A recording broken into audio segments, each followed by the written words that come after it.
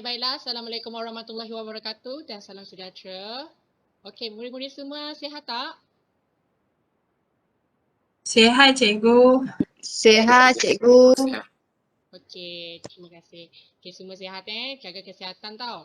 Jadi hari ni cikgu nak terangkan untuk apa yang akan kita buat lepas ni, iaitu taburan penduduk dunia. Okey, tanpa membuang masa, cikgu akan berikan satu sedutan video supaya untuk anda fahami terlebih dahulu apa yang kita nak belajar lepas ni. Sebab hari yang lepas kita ada terangkan tentang macam mana taburan penduduk dunia tu juga kan. Tapi hari ni kita sambung lagi untuk taburan penduduk dunia, tapi kita fokus kepada beberapa aspek. Jadi saya nak suruh anda tengok video ini dahulu supaya anda dapat faham apa yang kita nak belajar nanti. Okay? In the future, just computers. No one here to start a war. We're forgotten, just a picture. No one looks at anymore. In a world where we forget about our mothers, maybe we deserve to fade away. 'Cause if we don't give a fuck about each other, it's all over, all over. If we fall, blame it on the humans. Yeah, if we fall,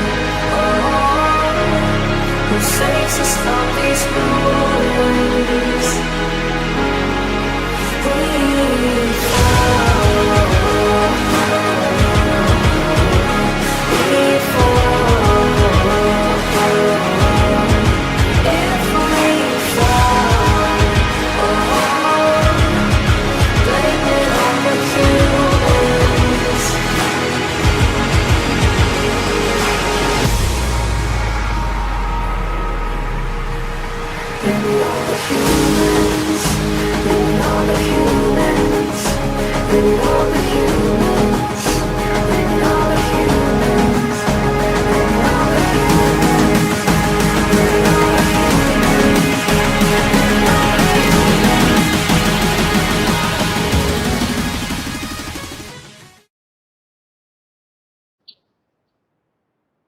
Baiklah. Semua faham tentang apa yang video kita nak sampai hari ni?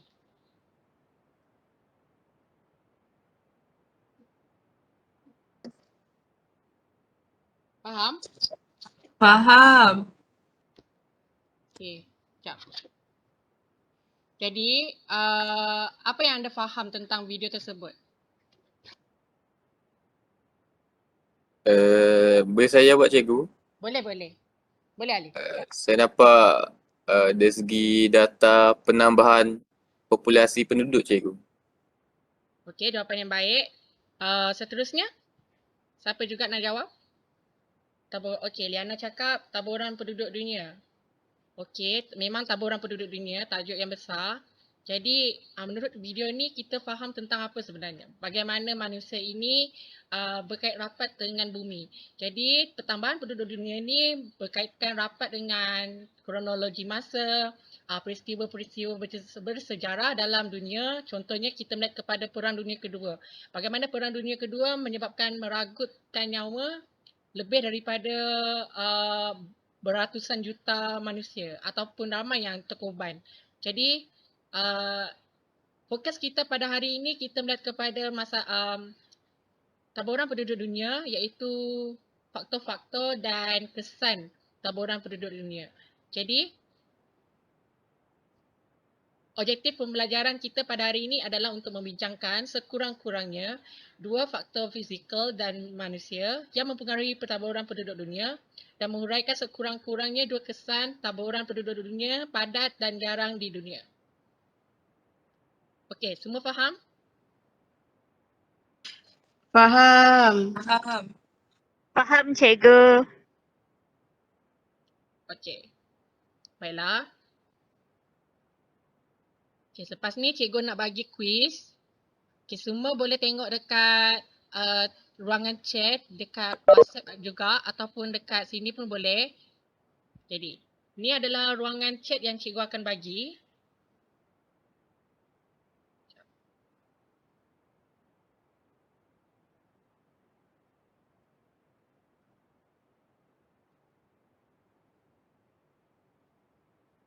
Okay, semua dapat link tu? Dapat cikgu. Okay.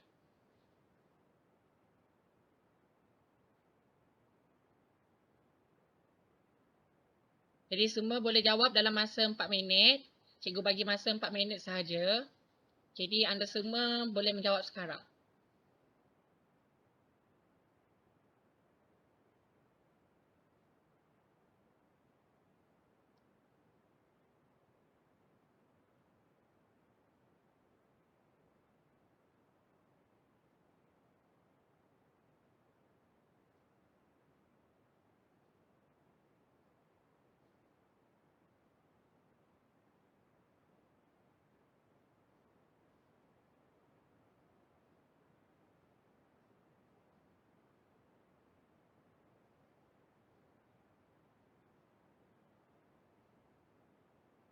Kalau sudah selesai menjawab soalan, boleh bagi tahu ya.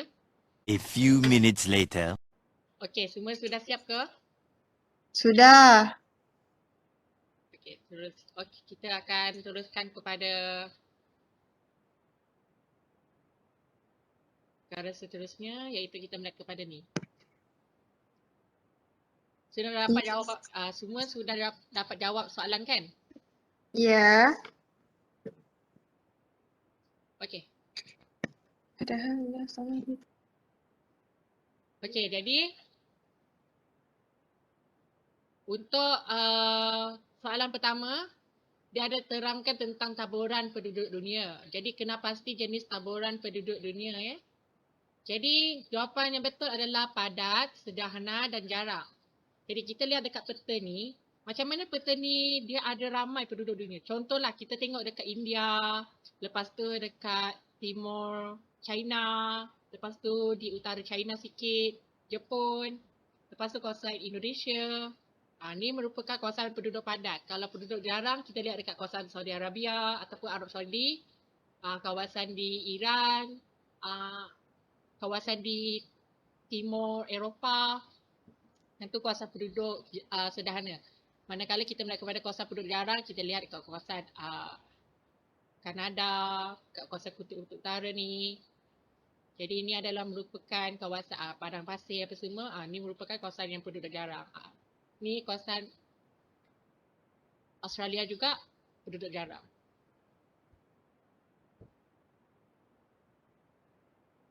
Okey, seterusnya. Macam mana? Dapat jawab? Okey, kawasan penduduk padat ni. Okey, saya nak tanya, gambar ni ambil dekat mana?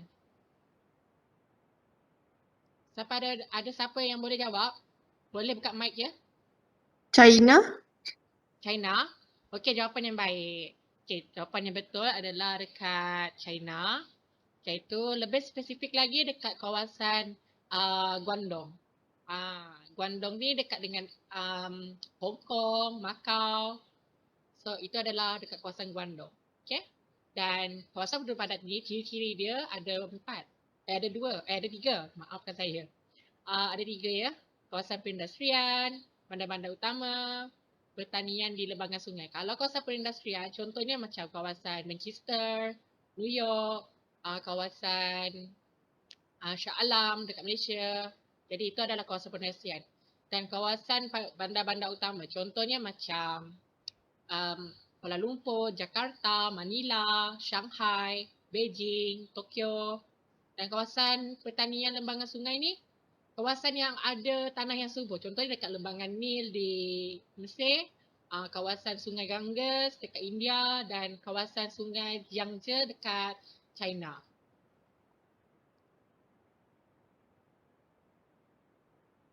Okey, rajah ini menunjukkan kawasan berpenduduk sederhana. Sila kena pasti kawasan penduduk sederhana. Jadi kawasan penduduk sederhana ni kawasan yang macam ada pertanian bawah sederhana, kawasan pembalakan, kawasan tanah tinggi. Itu adalah kawasan penduduk sederhana. Kawasan pembalakan contohnya macam kawasan dekat Jengke, dataran tanah tinggi contohnya macam dekat mana? Dekat Myanmar, Gunung Popu dan Thailand, dekat Chiang Mai. Dan pertanian hawa sederhana ni macam kawasan di Kundasang kalau kat Malaysia. Dan kalau kawasan di yang sedekatnya macam dekat negara-negara macam Switzerland, kemungkinan ada kawasan yang peternakan sawah hawa sederhana. Seterusnya kita melihat kepada kawasan berpenduduk jarang. Jadi kawasan penduduk jarang ini ada ciri-ciri dia, iaitu kawasan gurun panas, kawasan kutub, kawasan hutan hujan, kawasan pegunungan. Jadi ini adalah kawasan berpenduduk jarang. Jadi cikgu nak tanya, kenapa cikgu tunjukkan benda ni? Sedangkan benda ni dah dibelajar kan pada 2 hari lepas.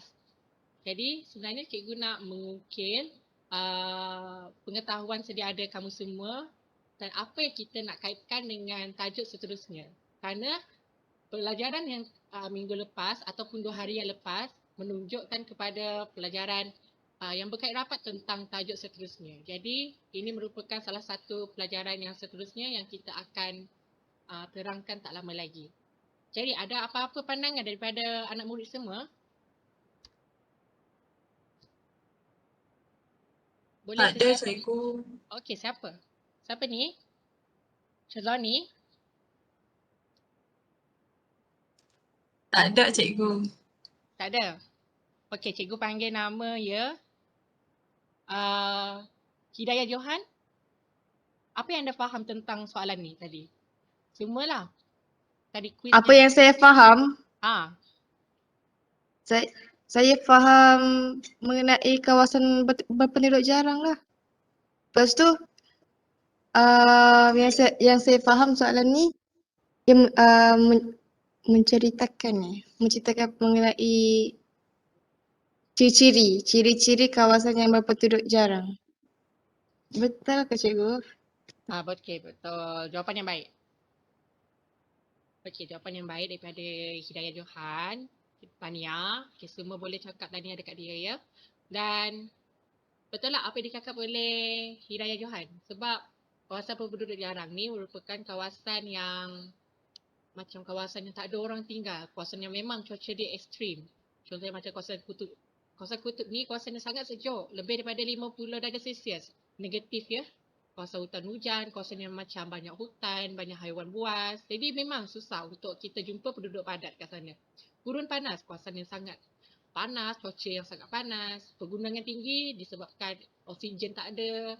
Dia macam kuranglah oksigen. Bukan tak ada sebenarnya, tapi dia ada kurang sikit. Jadi itu merupakan kawasan berpenduduk jarang. Jadi kawasan ini merupakan kawasan yang susah untuk diduduki. Jadi cikgu nak tengok jawapan daripada leaderboard tadi.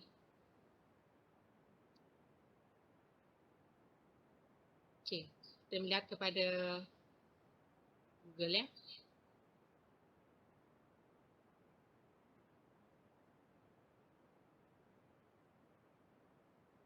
Jadi berapa orang yang jawab tadi? Okey. Jadi ya, kuis saya tentang macam ni tau.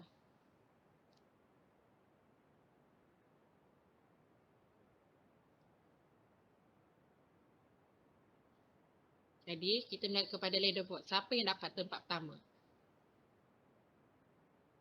Maaf ya, lain cikgu slow sikit. Wah, Yaya dapat 12. Tania. Okey. Yaya tadi. Terima kasih. Okey, Dayah ya. Okey. Seterusnya dapat tempat kedua Ijam 11. Tania. Dan Rukaya dapat tempat ketiga.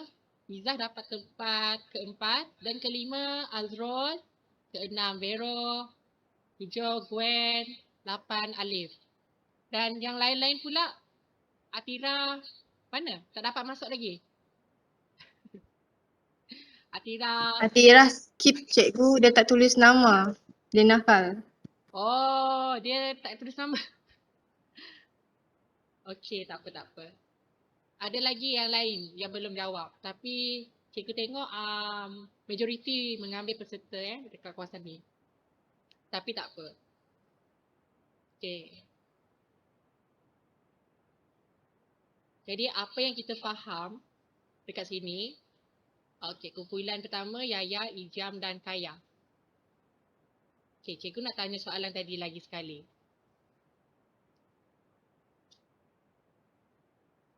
Kan kita belajar tentang ni tadi kan, macam Hidayah Johan menerangkan tentang kawasan taburan penduduk dunia kan, yang kawasan jarang kan, betul? Okey, saya nak Ijam sebab Ijam dapat markah yang tinggi juga. Ijam ada di sana? Ada cikgu.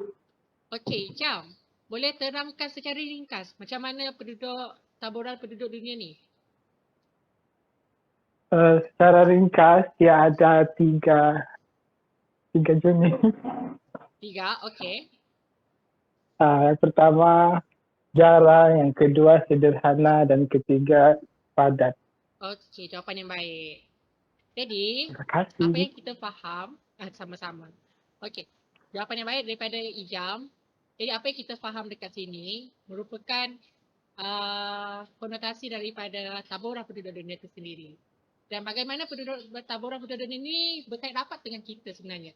Sebab manusia perlukan kesihatan yang baik. Macam tengok video tadi kan. Perlukan udara yang baik, tak tercemar. Barulah kita ada penyakit. Contoh sekarang ni, penyakit yang berlaku dekat Malaysia, dunia sekarang merupakan wabak pandemik apa? Siapa nak jawab?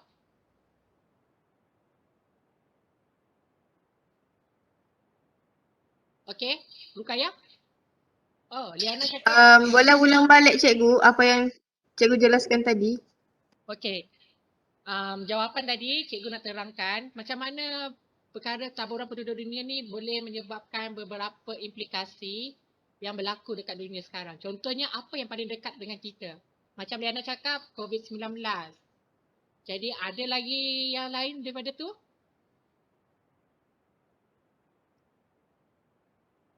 Contohnya kita boleh lihat kepada masalah-masalah iklim yang disebabkan oleh ribu taufan. Macam contoh yang berlaku dekat gunung berapi di Kenya. Dan ini merupakan salah satu penyumbang kepada taburan penduduk dunia tu. Kalau kawasan tu sangat ekstrim, memang susah untuk orang duduk. Kalau kawasan tu, tapi berlainan pula kat kawasan Bangladesh. Kalau kawasan Bangladesh ni, kita lihat kawasan tu dia memang banyak apa yang berlaku dekat sana, dia lebih kepada, walaupun kawasan tu banyak berlaku ribu taufan, siklon tropika, kat kawasan Bangladesh, terutama kita melihat kepada peristiwa Taufan Nagris pada masa tu. Macam mana Taufan Nagris boleh meragut nyawa kawasan di Myanmar dan kawasan Bangladesh. Ini merupakan salah satu peristiwa yang sangat teruk pada masa tu. Dan pada tahun 2004, kita melihat kepada tsunami dekat mana? 2004 tu. Dekat je dekat Malaysia. Sebab Malaysia pun pernah kena. Siapa dapat jawab? Rukaya? Tsunami apa tu Rukaya? Kalau berlaku dekat 2004 tu. Ataupun Atira. Jap. Tak dengar sangat. Boleh expand balik? Mengenai implikasi kan cikgu? Implikasi penduduk padat? Bukan. Dia campur je. Padat, sederhana, jarang. Oh, bebas. Apa yang bebas? Kalau contoh penduduk padat, kadar pengangguran yang tinggi lah. Lepas tu fenomena kemiskinan. Jawapan yang baik. Tempat tinggal. Betul. Masalah tempat tinggal yang terhad disebabkan oleh masalah tempat yang terhad disebabkan oleh penduduk yang padat. Betul. Okey, jawapan yang baik daripada Nur Hidayah Johan dengan Atirah ya. Okey. Atirah. Nur Atirah. Okey, jadi itu saja. Dan kita akan teruskan kepada faktor dan kesan. Okey?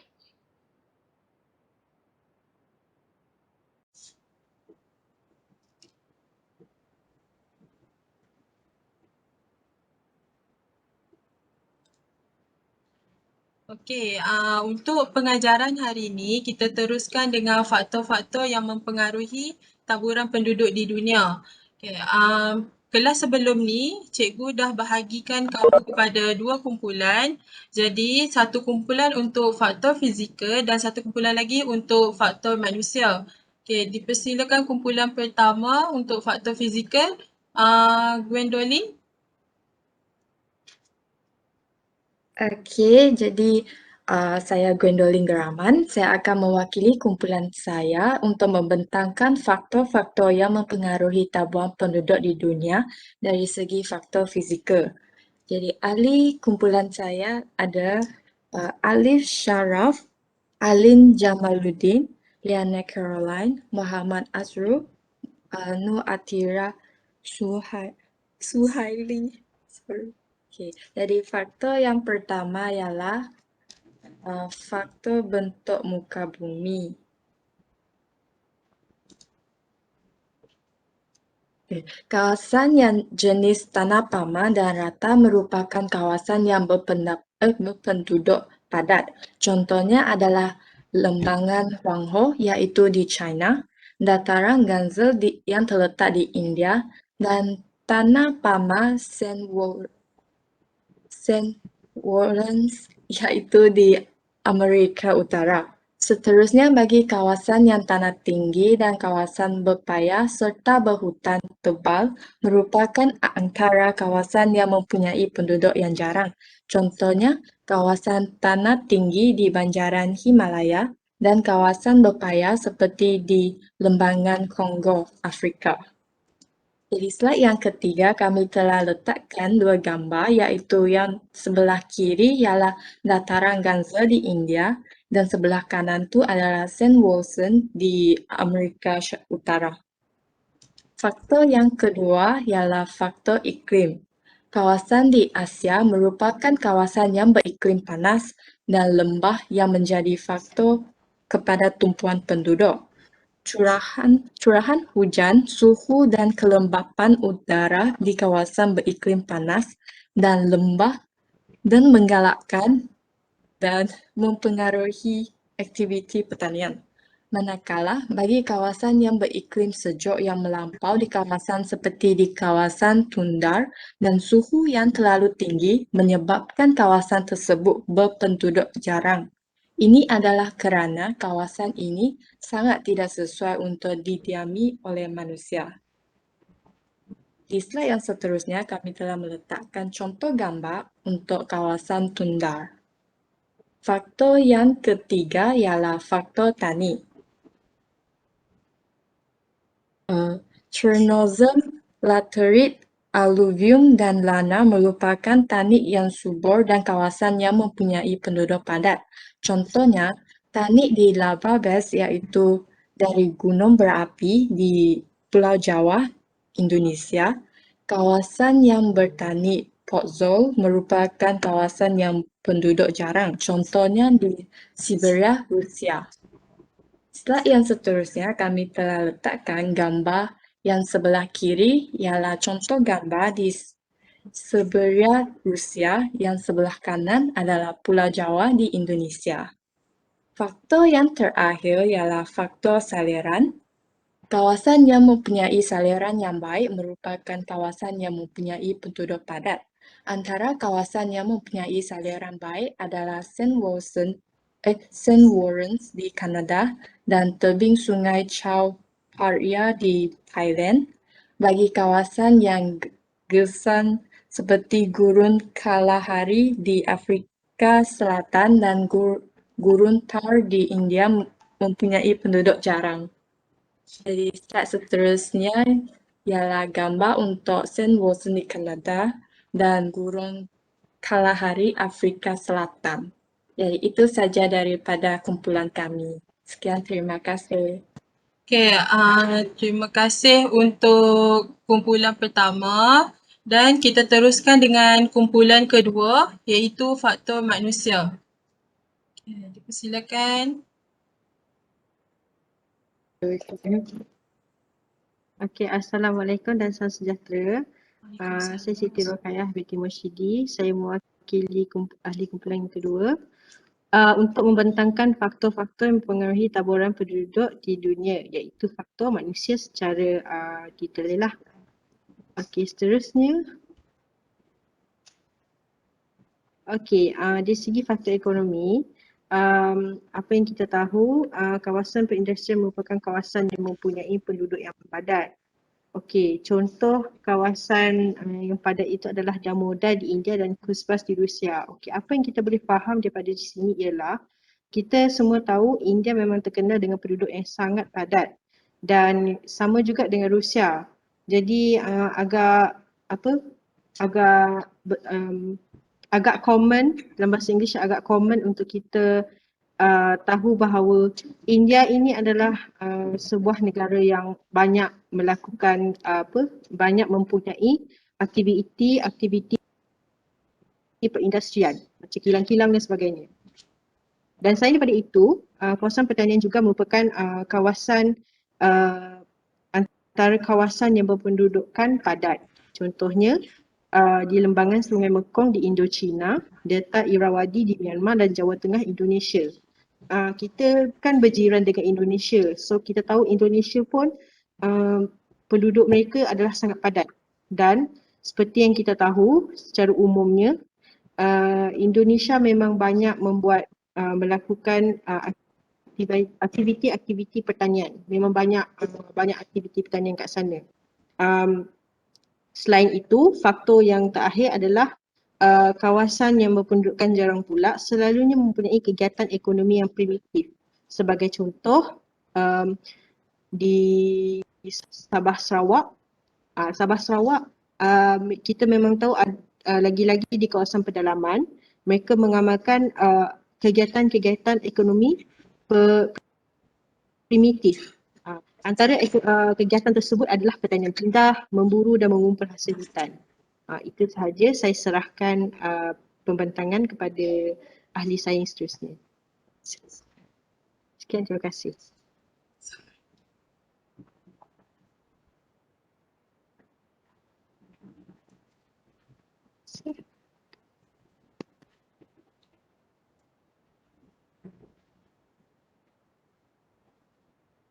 Okey, ahli kumpulan seterusnya. Okey, since macam tak ada, tak apa, saya bentangkan. Ya, kawan saya bentangkan. Sorry. Okey, saya ahli yang seterusnya. Nama saya ialah Nur Hidayah Johan. Okey, untuk faktor sosial, sistem pengangkutan yang baik dan moden selalunya mempunyai penduduk yang padat kerana terdapat fasiliti yang memudahkan urusan pergerakan dan pekerjaan. Jadi, bandar-bandar metropolitan yang berpenduduk padat adalah kerana dilengkapi dengan pelbagai kemudahan sosial seperti hospital, sekolah dan pengangkutan awam yang serba canggih. Kemudahan pendidikan seperti universiti turut mempengaruhi tumpuan penduduk di sesuatu kawasan. Contohnya adalah bandar metropolitan seperti New York di Amerika Syarikat dan Paris di Perancis. Seterusnya, faktor governance. Dasar-dasar yang diperkenalkan oleh governance di sesebuah negara turut mempengaruhi taburan dan kepadatan penduduk. Contohnya adalah pembinaan bandar baharu seperti Philippines, Singapura, Hangzhou, China, New Delhi, India, Washington dan Canberra, Australia merupakan kawasan berpenduduk padat. Di Malaysia seperti Shah Alam merupakan pembinaan kawasan perindustrian yang berpenduduk padat. Peranan governance di sesetengah negara melaksanakan transmigrasi di sesuatu kawasan. Okey, itu saja daripada laporan kami. Terima kasih. Okey, terima kasih kepada kedua-dua kumpulan. Okey, sebelum cikgu teruskan kepada pengajaran seterusnya, cikgu nak tanya, ada siapa-siapa nak tanya soalan ke? Cikgu, saya nak tanya boleh? Okey. Okey, tadi dalam slide dekat faktor governance, saya sebenarnya tak faham apa maksud transmigrasi. Boleh cikgu terangkan tak? Okey, dia minta cikgu terangkan, jadi cikgu terangkan. Okey, untuk kumpulan pembentangan ada siapa-siapa nak tolong jawabkan? Okey, cikgu jawabkanlah soalan Atikah tadi. Okey, maksud transmigrasi ni merupakan perpindahan penduduk dari satu pulau ke pulau lain untuk kepentingan pembangunan atau kerajaan nak bagi sama rata persebaran penduduk dekat sesuatu kawasan tersebut. Okey, contohnya macam tadi yang kawan kamu bentangkan tadi, iaitu di Indonesia, iaitu di Pulau Jawa. Kerajaan cadangkan transmigrasi ke Sulawesi atau ke Kalimantan. Okay, ada apa-apa lagi soalan? Satu lagi cikgu, boleh tak? Boleh. Okey, soalan saya yang kedua, kan dataran Ganges tu kan sungai.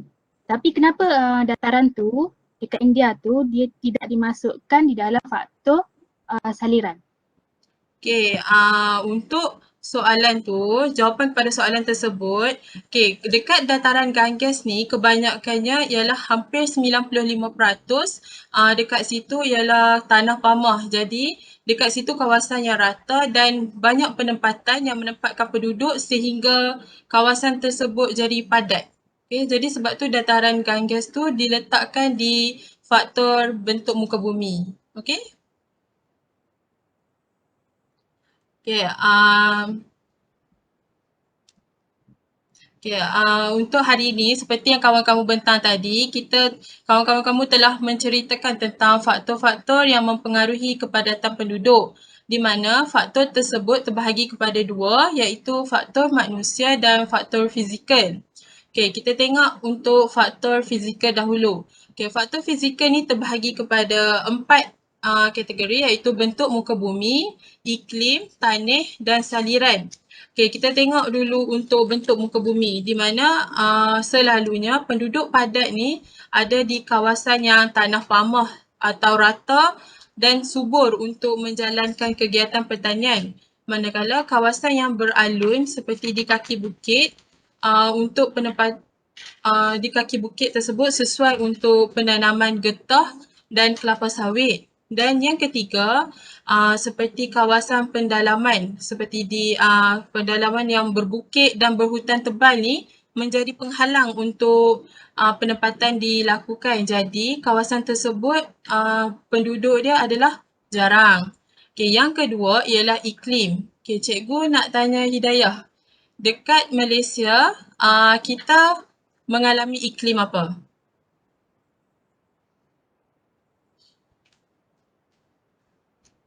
Boleh jawab? Cikgu, saya nak jawab. Okey. Baru je nak jawab. Okeylah, barulah jawab. Saya nak jawab jugalah khatulistiwa. Betul. Okay, dekat Malaysia atau kawasan-kawasan dekat Asia ni kebanyakannya mengalami iklim khatulistiwa seperti dekat Malaysia dengan dekat Myanmar, Indonesia. Jadi negara-negara ni kebanyakannya penduduk adalah padat. Okay, untuk kawasan tundra yang beriklim sejuk, selalunya penduduk adalah sederhana sebab tanah dekat situ pun tak sesuai untuk pertumbuhan tumbuhan. Jadi kebanyakan tumbuhan yang tumbuh dekat kawasan tundra ini memberi manfaat kepada kebanyakan kawasan tersebut tumbuhan dekat kawasan tersebut memberi manfaat kepada tumbuhan dan bukannya manusia.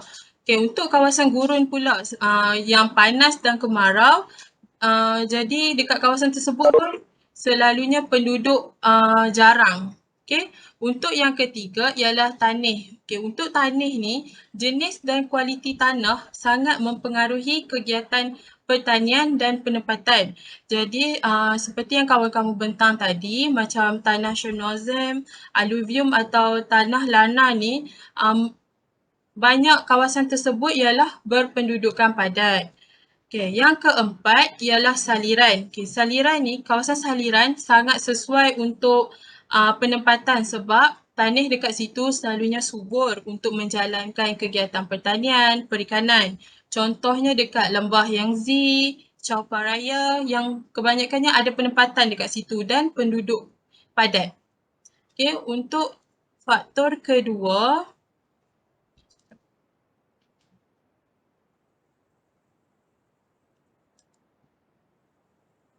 Okay, untuk faktor kedua ialah faktor manusia. Terbahagi kepada 3 juga, iaitu ada ekonomi, sosial dan government. Okay, untuk ekonomi, penduduk padat adalah dorongan kepada ekonomi sebab kalau kawasan tersebut ekonomi dia maju, jadi banyak penduduk akan migrasi ke kawasan tersebut. Contoh ekonomi yang maju ialah ada wujud peluang pekerjaan, lepas tu pelbagai inisiatif yang ditawarkan dan kadar upah yang tinggi. Okay, untuk yang kedua ialah sosial. Sosial ni merupakan kemajuan ekonomi selalunya diiringi oleh penyediaan sosial yang baik seperti darjah ketersampaian yang tinggi, lepas tu pengangkutan dan perhubungan, kemudahan seperti kemudahan pendidikan, kemudahan kesihatan selalunya ada dekat kawasan-kawasan yang padat. Okay, yang ketiga ialah governance. Governance ni merupakan peranan kerajaan dalam mengeluarkan dasar atau polisi kerajaan memberi kesan langsung kepada taburan penduduk. Contoh dia macam yang tadi, pembukaan bandar-bandar baru seperti Washington DC ataupun dekat Malaysia ni kita ada bandar baru macam Putrajaya dan Bandar Seri Manjung. Ataupun yang kedua ialah melalui transmigrasi. Transmigrasi tadi seperti yang kawan-kawan cakap iaitu perpindahan penduduk dari satu pulau ke pulau yang lain iaitu di Indonesia. Okay, seterusnya kita ada aktiviti. Okay, untuk aktiviti ni cikgu dah bagi link dekat kumpulan WhatsApp.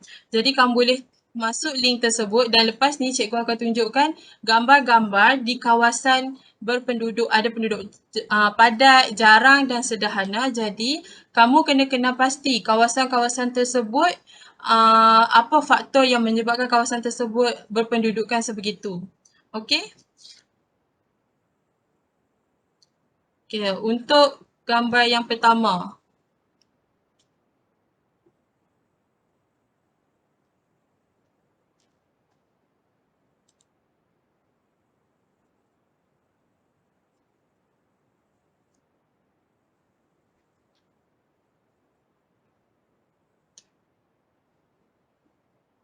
Okay, ini gambar pertama.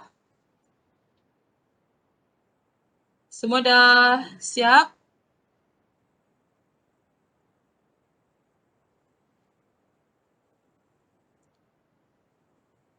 Okay, Dah cikgu, dah. Okay.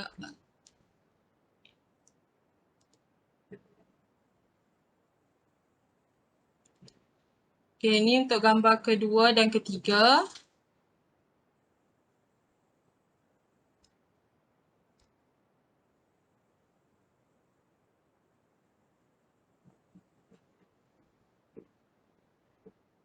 Gambar yang seterusnya.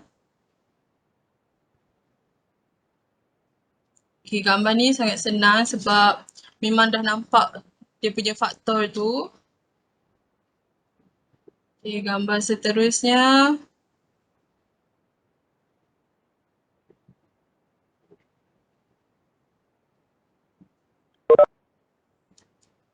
Okay, ini gambar yang ke-8 dan 9.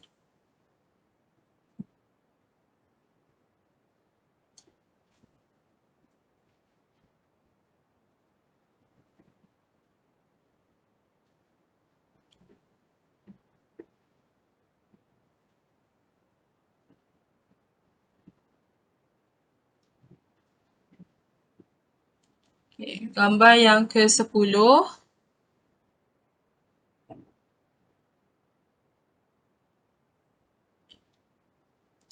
Dan gambar 11, 12 yang terakhir.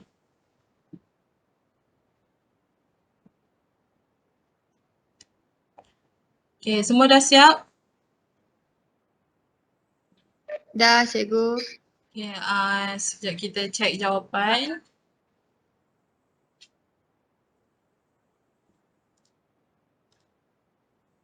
Okay, boleh nampak ke jawapan yang cikgu sharekan ni? Boleh. Okay, kebanyakannya jawapan betul. Okay, ini jawapan yang kamu tulis dan kita cek jawapan yang betul. Okay, ini adalah jawapan yang betul. Yang pertama tadi lembangan Huanghui di mana faktor Cikgu, time out tak game board. faktor yang mempengaruhi taburan penduduk dekat kawasan tersebut adalah bentuk muka bumi. Yang kedua ialah Greenland iaitu kawasan Cikgu. ya. Cikgu tunjuk jawapan kan? Apa? Sekarang ni still masih dalam slide yang tadi cikgu. Oh ya ke? Sekejap. Terima kasih sebab tegur.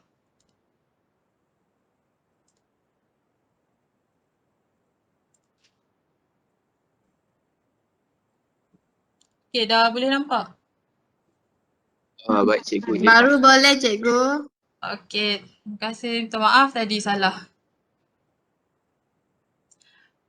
Okay, ni jawapan yang kamu semua tulis tadi. Okay, kebanyakannya betul. Dan ni jawapan yang betul. Okay, untuk yang pertama tadi, lembangan Huanghui iaitu faktor bentuk muka bumi. Gambar kedua dan ketiga ialah faktor iklim di mana yang gambar pertama itu Greenland, kawasan tundra. Dan gambar ketiga ialah iklim khatulistiwa Malaysia. Okay, gambar keempat ialah tanah Chernozem di Indonesia. Tanah kelima, gambar kelima ialah Rusia, Black Soil Region, iaitu tanah. Okay, Rusia ni sangat terkenal sebagai Black Soil Region sebab kebanyakan kawasan dekat Rusia adalah tanah dia tanah yang baik dan subur untuk penanaman. Okay. Yang keenam ialah Sungai Thames dan gambar yang ketujuh Sungai Rhine iaitu faktor saliran. Gambar ke-8 dan ke-9 ialah faktor ekonomi. Okay, gambar ke-8 ni Ruhr, Jerman merupakan ekonomi yang dijalankan ialah banyak perindustrian di kawasan tersebut. Dan di Rusia yang tadi tu ialah terkenal dengan City of Architecture. Yang ke-10 ialah Darwin, utara Australia. Faktor yang mempengaruhi kepadatan di kawasan tersebut ialah sosial sebab Darwin ni kawasan yang terletak berdekatan dengan kereta api terbesar di utara Australia. Yang ke-12 dan 11, yang ke-11 dan 12 ialah Washington DC, faktor governance. Dan yang ke-12 ialah faktor governance juga iaitu Sulawesi Indonesia iaitu transmigrasi. Okay, untuk yang seterusnya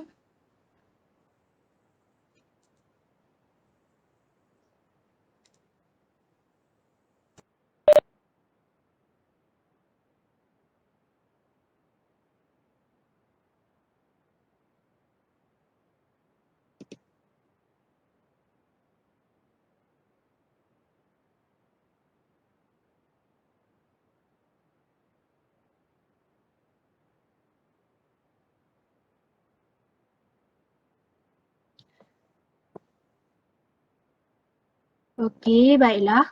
Kalau di dalam kelas yang hari Isnin hari tu, kita dah belajar tentang konsep dan juga faktor.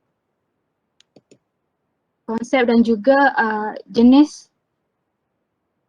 taburan penduduk di dunia. Jadi, kalau tadi kita juga dah belajar tentang faktor taburan penduduk dunia. Jadi untuk tajuk yang seterusnya, kita akan belajar mengenai kesan taburan penduduk di dunia. Okay. Jadi sebelum kita mulakan pembelajaran kita pada hari ini, saya nak tanya kepada murid-murid sekalian, kalau diberi peluang, adakah kamu ingin tinggal di kawasan yang berpenduduk padat ataupun jarang? Okay. Boleh buka mic, jawab pertanyaan saya.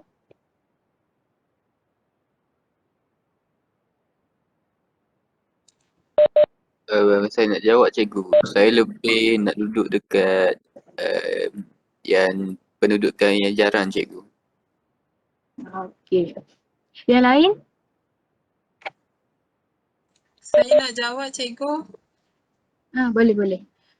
Saya pun nak duduk dekat penduduk yang jarang juga. Okey. Satu respon yang cikgu inginkanlah sebab cikgu boleh tahu kamu masih lagi fokus, masih lagi di depan peranti, tak tidur dan tak scroll TikTok. Jadi sebenarnya sama ada tinggal di negara yang padat ataupun jarang mempunyai kelebihan dan juga keburukan dia masing-masing. Jadi untuk menjawab pertanyaan yang cikgu utarakan sebentar tadi, kita akan belajar terlebih dahulu mengenai kesan taburan penduduk di dunia. Jadi untuk aktiviti berkumpulan yang seterusnya masih lagi di dalam kumpulan yang sama, iaitu kumpulan A dan juga kumpulan B. Okey, jadi kumpulan A akan diketuai oleh Alif. Kumpulan A akan membincangkan tentang kesan taburan penduduk padat. Okey. Dan juga kumpulan B akan diketuai oleh Ruqayyah, akan menjawab kesan taburan penduduk di negara yang jarang. Jadi dalam masa 3 minit kamu boleh berbincanglah di dalam kumpulan yang di dalam kumpulan masing-masing. Kemudian wakil kumpulan akan membentangkan. Okey.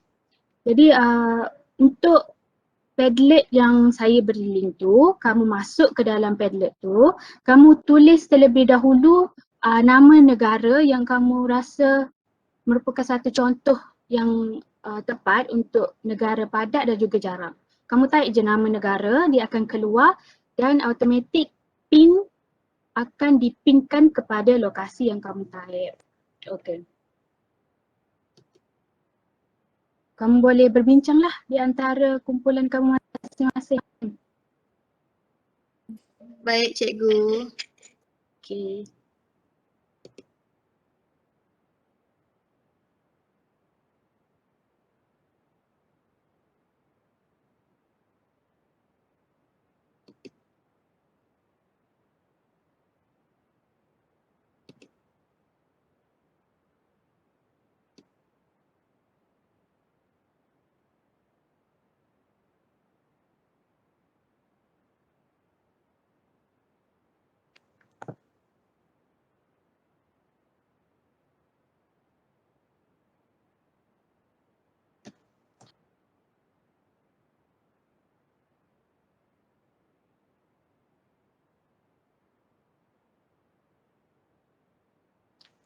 Okey, masa yang diberikan sudah mencukupi.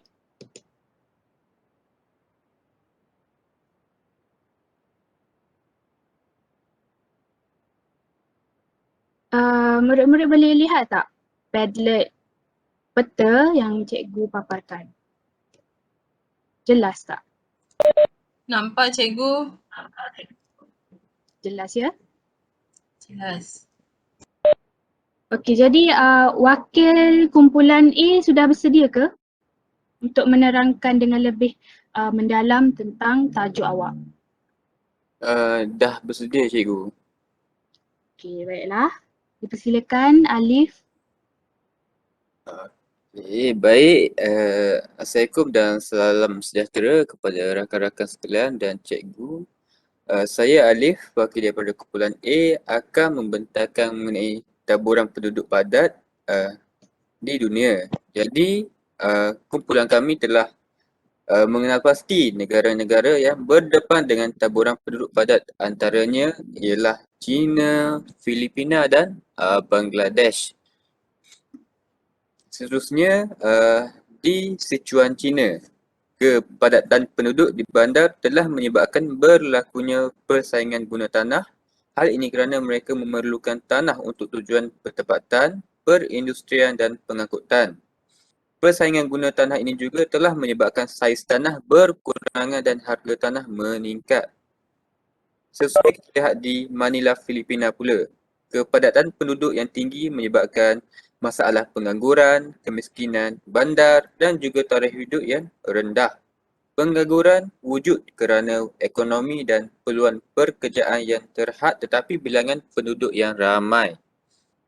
Seterusnya ialah Dhaka, Bangladesh, di mana kawasan setinggan ini terdapat di Dhaka telah menyebabkan pelbagai penyakit yang mudah merebak seperti malaria, denggi dan juga taun. Untuk pengetahuan cikgu dan rakan kelas sekalian, pada tahun 2019, Dhaka telah dilanda wabak demam denggi yang teruk hingga menyebabkan kematian dalam kalangan masyarakat. Itu sahaja dari kumpulan kami. Sekian, terima kasih. Baik, sama-sama. Terima kasih kepada wakil kumpulan A iaitu Alif kerana menerangkan tentang kesan taburan penduduk di negara yang padat. Okay. Seterusnya kita akan teruskan lagi penerangan dan juga pembentangan daripada wakil kumpulan B iaitu Ruqayyah. Okey, Assalamualaikum dan salam sejahtera. Saya Siti Ruqayyah binti Mursyidi, wakil di kumpulan B akan membentangkan mengenai taburan penduduk jarang di dunia seperti di hutan, Mauritania dan Republik Palau. Okey, di B hutan, sumber alam masih lagi terpelihara. Hal ini dikatakan demikian kerana negara tersebut masih tidak dibangunkan secara keseluruhan. Penduduk mereka yang jarang membolehkan pemilikan tanah juga lebih luas berbanding dengan penduduk di China. Manakala di Mauritania pula, kawasan penduduknya yang jarang menyebabkan tenaga kerja dan saiz pasaran kecil telah memajukan ekonomi mereka. Penduduk di kawasan ini juga mempunyai pendapatan per kapita yang rendah kerana pendapatan mereka datang dari sektor ekonomi tradisional seperti pertanian dan peternakan sahaja. Republik Palau yang berada di Asia Pasifik tidak dapat menubuhkan universiti kerana hanya dapat sekitar 25 orang penduduk sahaja di sesebuah pulau. Hal ini kerana jumlah penduduk yang jarang telah menyebabkan pembangunan infrastruktur terhad. Selain itu, mereka juga kekurangan tenaga kerja untuk membangunkan infrastruktur. Sekian, terima kasih. Okay, baiklah, dua buah pembentangan yang sangat ringkas, padat, menarik dan saya pasti rakan-rakan lain juga mendapat input yang baik daripada pembentangan daripada wakil-wakil kumpulan A dan juga kumpulan B. Jadi pembelajaran kita, pembentangan kamu tadi sebenarnya telah menjawab pertanyaan yang cikgu utarakan di awal tajuk kita tadi. Okey. Seterusnya, kalau kita rujuk kepada buku teks kamu, kita dapat lihat hanya dua jenis taburan sahaja yang dikongsikan di dalam buku teks, tetapi untuk hari ini sekadar info tambahan kepada kamu semua. Saya akan menjelaskan satu lagi jenis taburan iaitu taburan penduduk sederhana padat. Okay. Sebentar ya, saya share dulu konten yang seterusnya.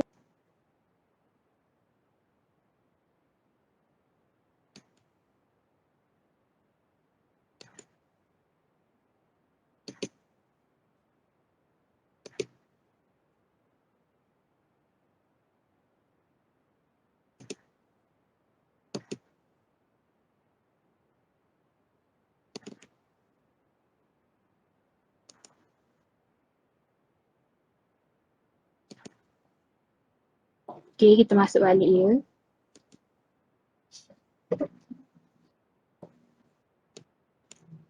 Okey.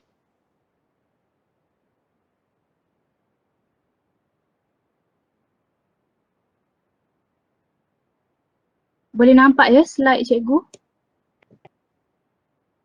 Boleh cikgu. Boleh cikgu.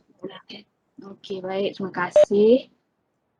Jadi seperti yang cikgu cakap tadi, kita ada satu lagi jenis taburan iaitu taburan penduduk sederhana padat. Okey, jadi biasanya taburan ini berlaku di beberapa buah kawasan lah seperti kawasan pinggir bandar, kawasan bandar baharu dan juga di kawasan-kawasan pertanian. Okey. Misalnya kawasan pertanian yang hanya dipenuhi dengan pekerja. Maksudnya di sini adalah sama seperti kawasan estate, ladang-ladang dan sebagainya lah, di mana di kawasan itu hanya pekerja sahaja yang tinggal. Orang luar ataupun orang awam tak boleh tinggal di situ. Okay, jadi di sini saya mengambil contoh pinggir pantai Arakan Yoma dan juga pinggir Sungai Mekong. Okay, sekadar info tambahan, pantai Arakan Yoma ni berada di Myanmar. Ini merupakan foto-foto yang dapat saya kongsikanlah kepada kamu semua. Okey. Jadi untuk kesan ni, untuk tajuk kesan, ada apa-apa persoalan yang kamu tak faham ke, yang kamu kurang jelas ke, boleh bertanya.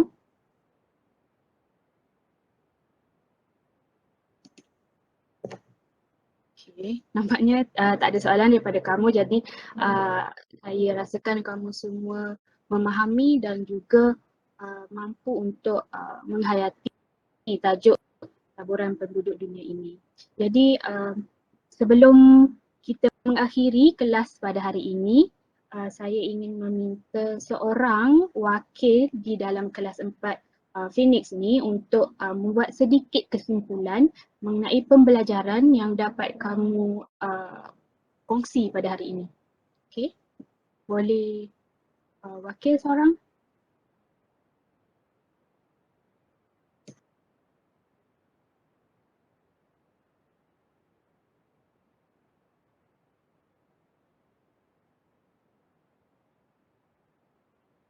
Boleh saya sebagai wakil cikgu? Boleh dipersilakan Alif. Untuk kesimpulan cikgu, untuk pembelajaran pada hari ini, saya dapat simpulkan secara ringkas kaitan antara faktor penduduk dunia dan juga kesan taburan penduduk dunia. Saya juga mendapat maklumat tambahan seperti adanya kawasan penduduk sederhana padat dan kesebut kepada masyarakat setempat. Dari saya, terima kasih cikgu. Okey, baiklah. Sebuah kesimpulan yang sangat padat, ringkas dan mudah untuk difahami. Jadi saya hanya ingin menambah sedikit sahajalah di mana kita juga dapat menyimpulkan bahawa taburan penduduk di dunia ni sememangnya berbeza-beza dari satu tempat ke tempat yang lain. Jadi oleh kerana perbezaan ini, pelbagai faktor dan juga kesan dapat dikenal pasti dalam pembelajaran pada hari ini. Oleh itu kita sebagai manusia yang mendiami di muka bumi ini, kita seharusnya sentiasa bersyukur dan menghargai alam semula jadi yang telah kita diami ini supaya ia mampu dinikmati dan dikongsi dengan generasi yang akan datang. Jadi sebelum kita menamatkan kelas kita pada hari ini, saya ingin memberi satu latihan pengukuhan untuk awak selesaikanlah semasa cuti hujung minggu nanti. Jadi boleh buka buku teks geografi dan buka halaman 159. Jadi nanti buka sekolah nanti kita akan bincangkan kembali dan kita akan memasuki tajuk baru. Jadi itu saja untuk pembelajaran hari ini. Terima kasih semua.